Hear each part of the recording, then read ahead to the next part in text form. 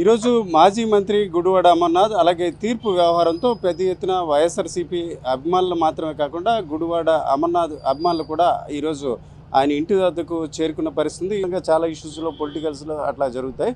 నిన్న ఆ తీర్పు వినాక మీకేమనిపించింది? సహజంగా అంటే మన ఏదో వ్యక్తిగతమైనటువంటి కారణాల జంతో లేకపోతే ఇంకో రీజన్తో శిక్ష పడితే సరే బాధ అనిపించేటువంటి పరిస్థితి ఉంటుంది. కానీ మనం చేసినటువంటిది పోరాటం ఈ రాష్ట్రం కోసం, రాష్ట్ర భవిష్యత్తు కోసం, ఈ ప్రాంతం కోసం ఎన్నో సంవత్సరాలుగా దాదాపు 4 దశాబ్దాలు ఎప్పుడో తెన్నేటి విశ్వనాథం గారి టైం నుంచి విశాఖపట్నం కేంద్రంగా ఒక జోన్ ఏర్పాటు చేయాలనేటువంటిది ఆ డిమాండ్ ఎప్పటి నుంచో ఉంది.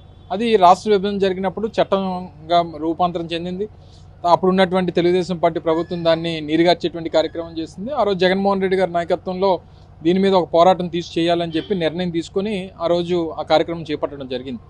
సరే, ఆ రోజు పోరాటం మొదలుపెట్టినప్పుడే ఆ రోజు ఆ వేదిక మీద నుంచి చెప్పాను, అవసరమైతే ప్రాణాలు అర్పించైనా సరే విశాఖపట్నం కేంద్రంగా రైల్వే జోన్ సాధించుకుంటాం అనేటువంటి మాట చెప్పాం. ఆ రకంగానే పోరాటం చేసాం.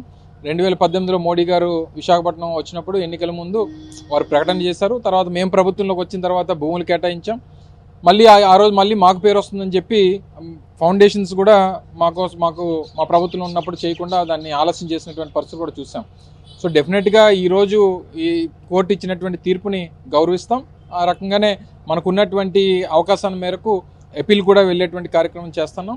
సో ఏదేమైనప్పటికీ ప్రజల కోసం, ప్రాంతం కోసం పోరాటం చేసినటువంటి దాంట్లో ఏ శిక్ష పడినా, ఏ శిక్ష విధించినా దాన్ని సంతోషంగా స్వీకరించడానికి సిద్ధంగా ఉన్నాం.